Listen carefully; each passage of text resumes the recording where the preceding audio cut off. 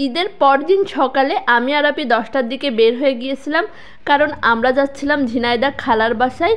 আগেও অনেকবার প্ল্যান করেছি কিন্তু কখনোই যাওয়া হয় না। তো আজকে ভাবলাম চলে যাই। অনেক বেশি গরম, আর মেহেদিও সাথে ছিল না, ছিলাম হচ্ছে আমি, আপু আর বাবু। অনেক গরমে আমরা বাসে যাব না, এজন্য হচ্ছে অটোতে গিয়েছিলাম। দেখতে দেখতে আমরা আরাবপুর স্ট্যান্ডে চলে এসেছি, আর এখান থেকে মিষ্টি নিয়ে আমরা একটা রিক্সা নিয়ে নিলাম। জোর 4-5 মিনিট লাগবে এখান থেকে যেতে। বাবু তো সারা পথ ঘুমাতে ঘুমাতে এসেছে, আর রিক্সায় উঠলে এত পরিমাণ বাতাস অনেক বেশি ভালো লাগে।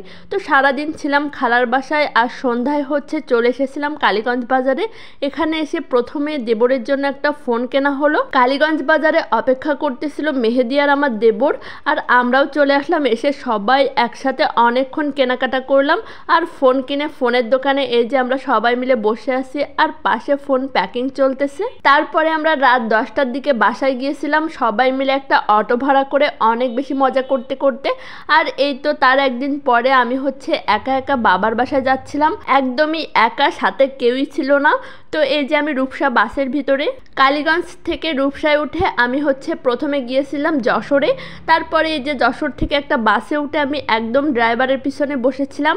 এইরকম একদম সামনে বসে কিন্তু সামনের ভিউটা দেখতে অনেক বেশি ভালো লাগে, কিন্তু মাঝে মাঝে কিন্তু বেশ ভয়ও লাগে যখন গাড়ি আসে উল্টা দিক থেকে।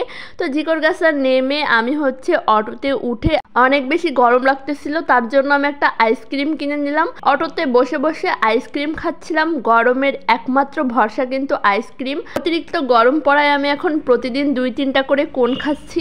জানি না কেন আমার ইদানিং এত কোন আইসক্রিম ভালো লাগতেছে। আইসক্রিম খেতে খেতে অটোটা ছেড়ে দিল, আর আমি হচ্ছে কিছু সময়ের ভিতরেই বাসায় পৌঁছে গিয়েছিলাম।